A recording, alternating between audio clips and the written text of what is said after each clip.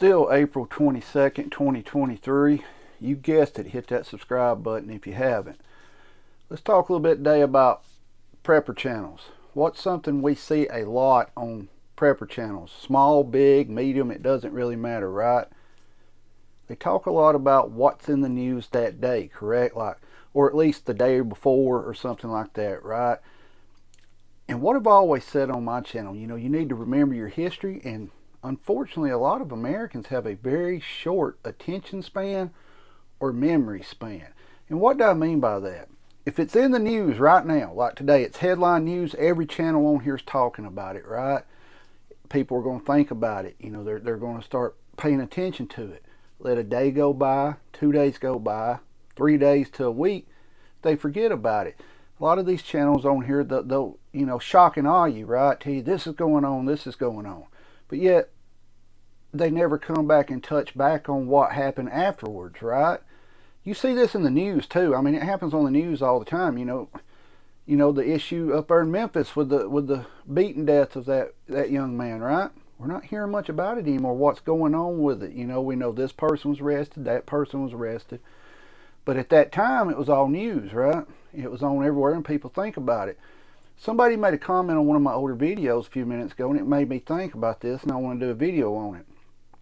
Who remembers the selective service tweet, from a while back? Yeah, they tweeted about the draft. Everybody was up in arms about it. But what did that mean to me, right? Why did they do that? It's a warning. It's simple. It's a warning. They put it in the back of your mind, and then when it happens, and of course, they're going to reinitiate the draft eventually here. They have to. They lost too many people in the military due to the unfortunately they did. You had to have it or you're not going to be in the military. So they're setting everything up. You got to think way back. I'm not going to go this far back as I should, but 9/11, right? 9/11 happened. What happened after that? Patriot Act, right? Allowed them to start snooping on our phones, allowed them to start snooping on our computers.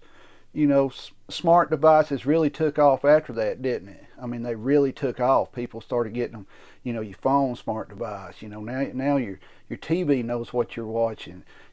I've even seen refrigerators now that will text you or somehow or another get a hold of you and tell you, hey, you need to pick up milk. So now they know what's in your refrigerator, right?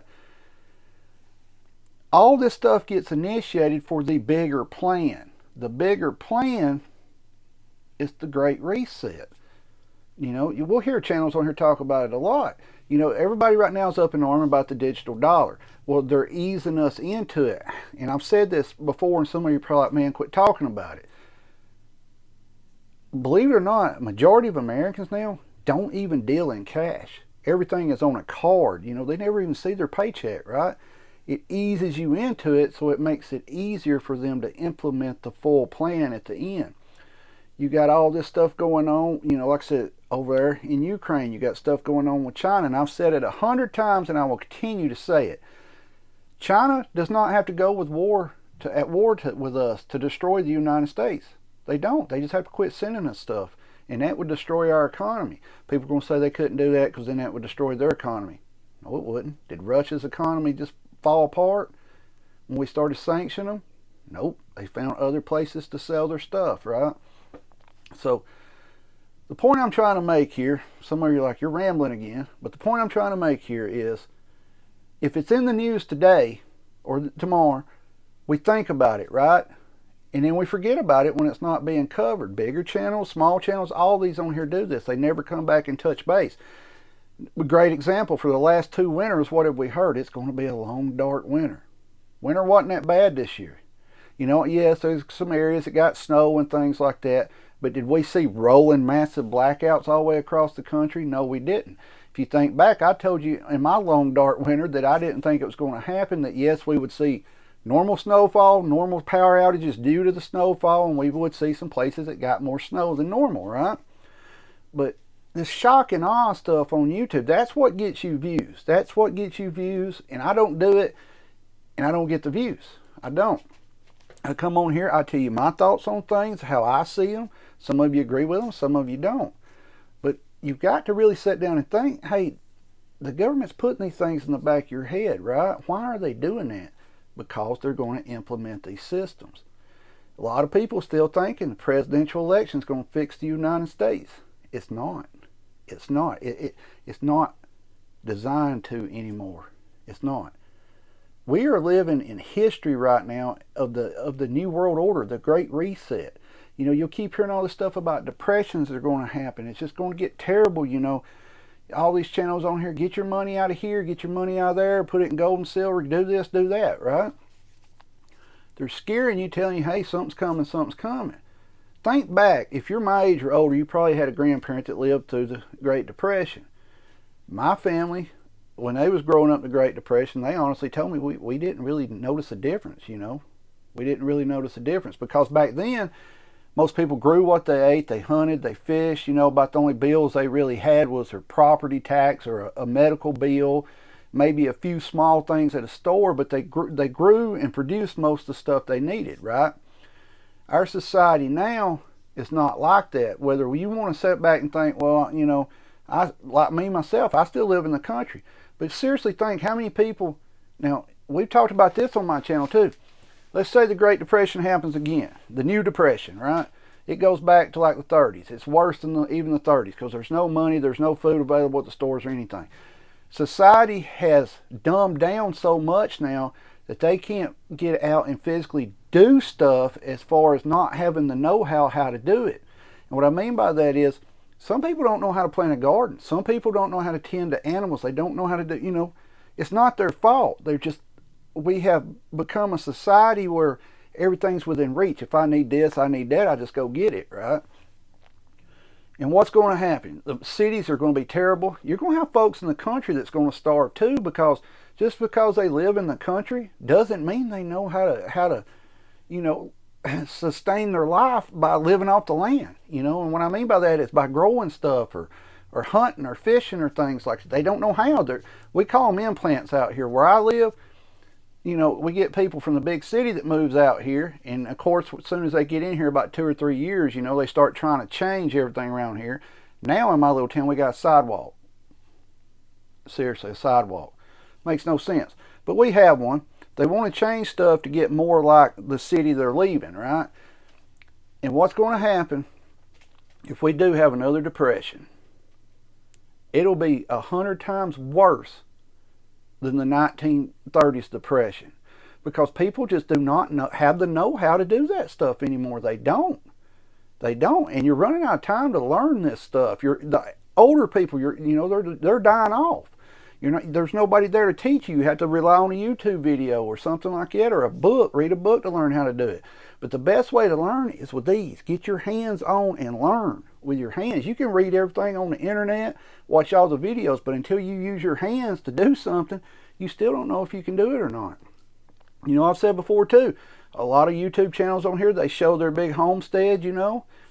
It's great that they have it, right? They have all these animals and everything, but yet they'll start talking. They have to go down the feed and seed to get their feed, or, you know, they got to go take this over here. You know, they're reliant on stores to keep their animals alive and healthy, is what I'm trying to say. Full-blown depression, full-blown SHTF, if you cannot produce enough food on your property to feed your family and your animals, what are you going to do? They always leave that part out in their videos that, you know, we've got, you know, 20 head of cattle and 40 goats and 100 chickens, you know. That's awesome. But do you have the infrastructure to take care of them animals without a store to go get supplemental feed for them? Most of them don't. They really don't. So, guys, right now is the time you need to start learning skills like hunting, fishing, gardening. If you have animals, you need to start learning, what can these animals eat? You know, if I can't get feed for them, what can I grow to feed these animals? How long does it take this feed to grow? You know, what soil conditions do I need this stuff to grow? You know, all this. You got to think outside the box. You're not going to hop on your tractor and go cut your hay and bale it and then feed your animals. We're talking outside the box. You're getting out there with something by hand, cutting your hay, and you're stacking it, right? You're pole stacking it, letting it dry. Guys, if something bad happens, a lot of people's not going to survive it. They're not. They are not going to survive it. They don't have the capabilities to do it. A lot of the big prepper channels or homestead channels on here, they're going to struggle because they have too many animals. They don't have the room to feed these animals, to grow the feed for them. I don't know, guys.